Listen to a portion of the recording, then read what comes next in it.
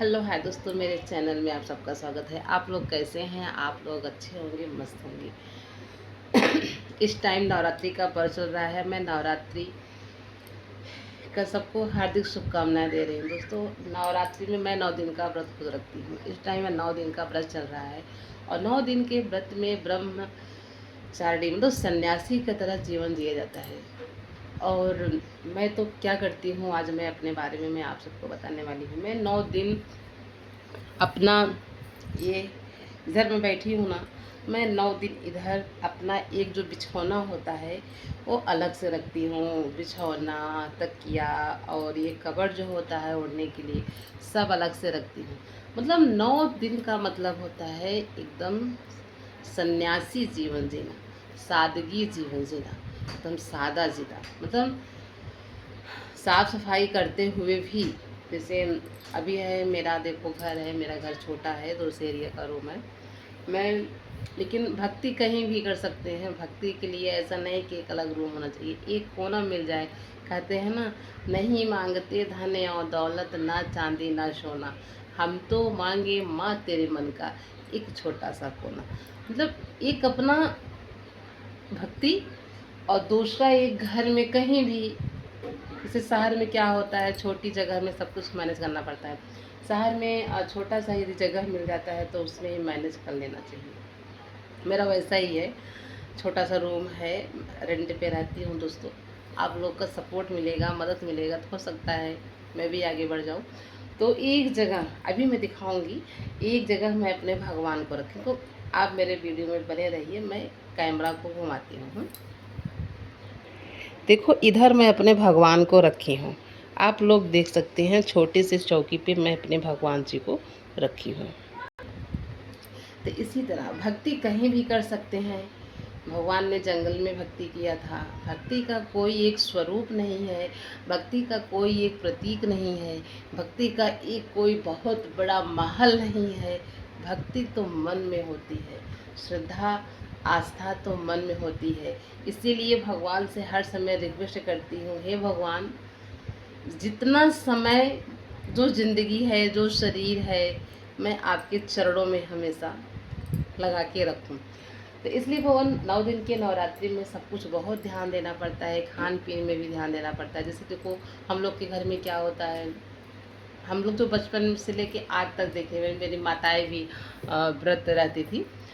तो देखो, घर में जैसे हम लोग भोजन बनाते हैं, फैमिली है, बच्चे हैं, भोजन बनाती हूँ ना, तो भोजन में सब सात्विक विचार रहता है। मतलब वो no onion, no onion, no लहसुन, सब सादा।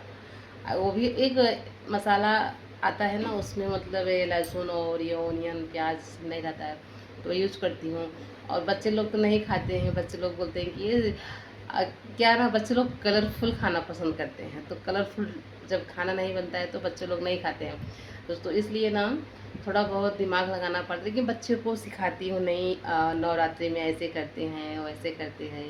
क्योंकि माता रानी जब हमारे घर आती हैं तो पूजा पाठ होता है। बच्चों, खाना पड़ेगा, क्या दिक्कत है आप लोग को? तो बोल रहे मम्मा, ये कलर कैसे दिख रहा है, कैसे हम लोग खाएंगे? तो अभी छोटे छोटे हैं, लेकिन उनको सिखाया जाता है। और नवरात्रि में प्रयास भी करते हैं कि जितना हो सके उतना परहेज़ किया जाए तो ज़्यादा अच्छा रहता है। सब कुछ आसान कहने को लगता है, करने में और कहने में बहुत फ़र्क होता है दोस्तों। इसलिए मैं अपने वीडियो में आज नवरात्रि का जो जो प्रक्रियाएं होती हैं, मैं उन्हीं को लेके आई थी। देखो, आजकल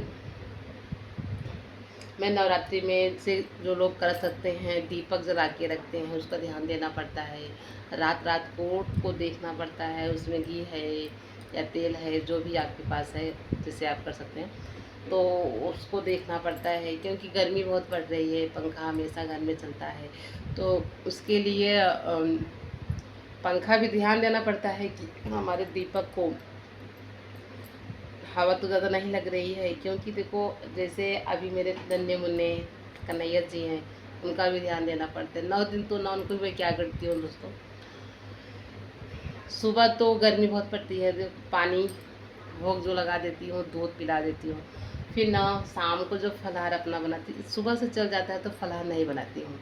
इसलिए कि इधर उधर काम में टाइम चला जाता है, तो फिर फलां नहीं बना पाती हूँ, तो चल जाता है ना। लोग बोलते हैं व्रत में ज़्यादा लिक्विड ले से पानी का सेवन ज़्यादा करना चाहिए नॉट, कि प्यास तो लगती ही नहीं है। प्यास क्यों नहीं लगती है कि सब कुछ सादा रहता है तो प्यास लगती ही नहीं है। लेकिन प्यास का ज़रूरत तो उस घोल बना के जो होता है ना शक्कर का लेना पड़ता है। गुड़ है तो गुड़ से पानी पियो, जो तुम्हारे पास है खा के पानी पियो। तो भगवान को भी ना शाम को फलाहार खिलाती हूँ। क्या करूँ दोस्तों, लेकिन मेरे सबसे अच्छे बच्चे मेरे वही हैं, मेरे लड्डू गोपाल जी। मेरे लड्डू गोपाल जी बहुत अच्छे हैं, हाँ, जो खिलाती हूँ खा लेते हैं। दोस्तों यही सब रहता है तरीका। आज के डेट में नवरात्रि में मैं देवी माता से प्रे करती हूँ, हे माँ, जो आपका व्रत धारण की है उनकी हर मनोकामना पूर्ण करना।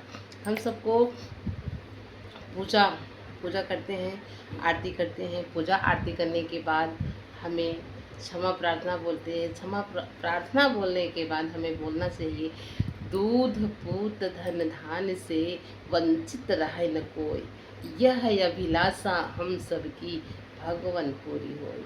देखो, इस संसार में हम सबको दूध पूत धन धान सब कुछ चाहिए। दूध पूत धन धान से वंचित रहे न कोई, यह अभिलाषा हम सबकी भगवन पूरी हो। पहले मेरे एक बब्बा रहते थे, बहुत मस्त प्रवचन कहते थे। इस टाइम तो नहीं है हम लोग के बीच में, लेकिन उनका जो प्रवचन था, जो कहते थे, कभी कभी घर पे भी कहते थे ना, बब्बा कहो तो कहते थे।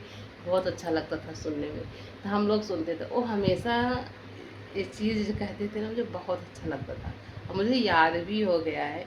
इसीलिए कहते हैं घर में जो बुजुर्ग रहते हैं ना, उससे जो जानकारी मिलती है बहुत मस्त मिलती है, बहुत बेटर मिलती है। इसलिए जिसके घर में एक सीनियर जैसे दादी दादा बब्बा है ना, उससे हमेशा संपर्क बनाए रखना चाहिए, क्योंकि हमारे घर का नींव जो हमारे बुजुर्ग हैं, ऐसा नींव कोई नहीं हो सकता है। जो उनके पास जो जानकारी है, जो ज्ञान है, वो हम लोग के पास नहीं है। मैं वही ना, आप देखो मेरे बब्बा भी बहुत ज्ञानी थे, ऐसे ऐसे प्रवचन करते थे और कहते थे, कुछ न कुछ सीखने को हमेशा मिलता था। आज मैं जो कुछ हूँ, जो कुछ बोल रही हूँ, ये सब मेरी फैमिली का देन है। कुछ तो अभी सीख रही हूँ, कुछ तो पहले सीखी थी। इसीलिए जिसका घर जैसे रहता है उसके बच्चे भी वैसे होते हैं दोस्तों। 9 दिन की नवरात्रि में आज माता स्कंधा माता है, उनका रंग हरा है। और सब प्रेम से बोलो स्कंधा माता की जय। आज 5वां दिन है, धीरे धीरे समय आगे बढ़ रहा है। जय श्री कृष्णा, राधे राधे। मस्त रहिए, स्वस्थ रहिए। जय श्री राम।